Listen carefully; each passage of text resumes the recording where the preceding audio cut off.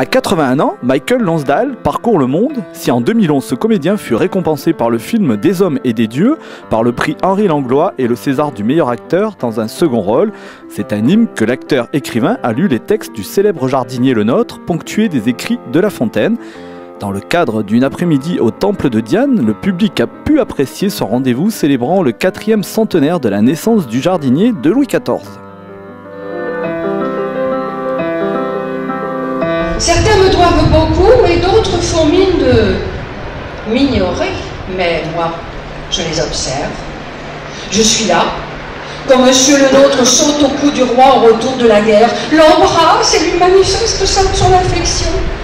Je suis là, quand Monsieur de La Fontaine maugrait contre la loi du plus fort, qu'il suspecte de ne pas être toujours la meilleure.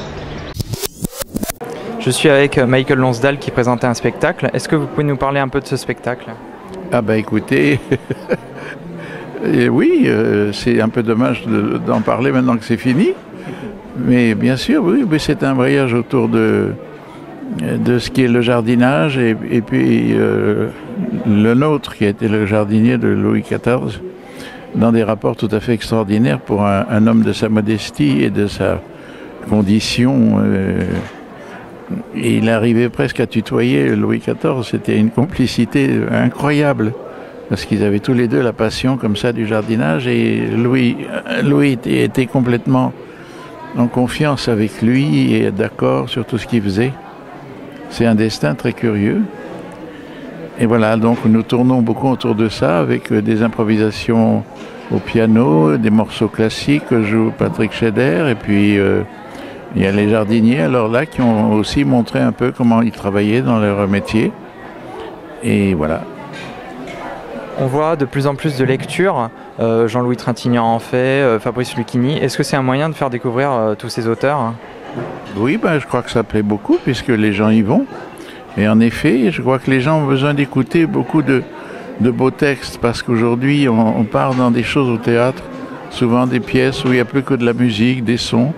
Et puis j'ai fait comme ça un travail à Avignon sur la Divine Comédie de Dante, qui est avant tout une œuvre de poésie.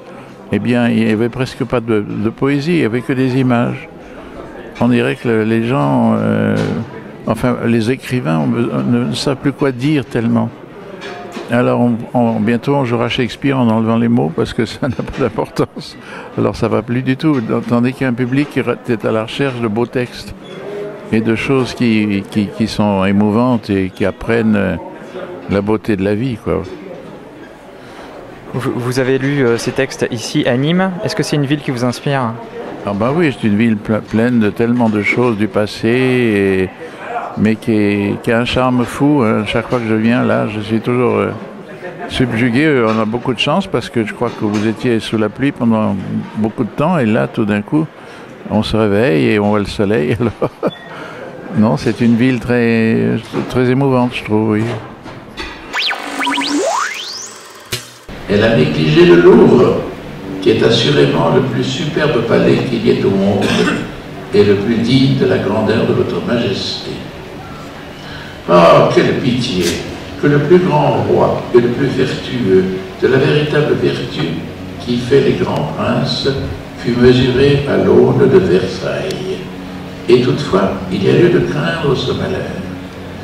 Votre Majesté observera de plus, s'il lui plaît, qu'elle est entre les mains de deux hommes, Charles le Brun et André le Nôtre, qui ne la connaissent pas presque à Versailles, c'est-à-dire dans le plaisir et le divertissement, et qui ne connaissent point du tout l'amour qu'elle a pour sa gloire, de quelque part qu'elles doivent venir, que la portée des esprits de ces deux hommes, suivant leurs conditions, divers intérêts particuliers, la pensée qu'ils ont de bien faire leur cours auprès de votre Majesté, feront qu'ils traîneront votre Majesté de dessein en dessein pour rendre ces ouvrages immortels.